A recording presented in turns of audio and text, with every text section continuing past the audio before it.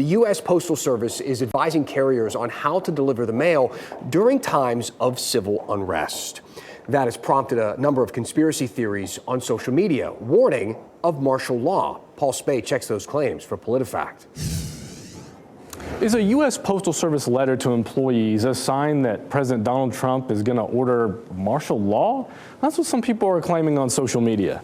It states during large-scale emergencies, epidemics, hurricanes, civil unrest, etc., states and localities may issue curfew orders or other directives. Then it says employees and contractors should carry essential services letters with them as they perform duties for the Postal Service. Does the U.S. Postal Service know something that we don't?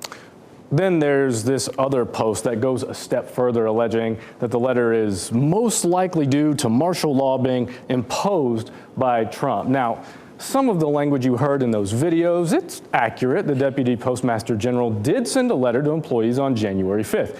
And it does say the federal government may expect them to continue working during epidemics or hurricanes or periods of civil unrest. But the letter says nothing about martial law, and the reminder itself is not really unique. The Postal Service sent employees similar letters back in 2020.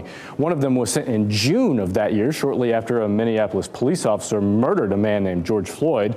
You may remember that led to a lot of protests. And that year, the Postal Service reminded workers that they were exempt from local curfews and travel restrictions even during periods of civil unrest. Now, we asked the Postal Service why it issued a similar letter this year, and a spokesman, he didn't answer our specific questions. So this year's letter, though, does come around the same time that immigration officials are cracking down in Minneapolis. It's possible the Postal Service anticipated these similar protests this year. But one thing we know for sure, that letter does not say Trump is about to declare martial law, and that's why the Truth Meter rates this conspiracy theory false. Read more about this in the PolitiFact section of WRAL.com.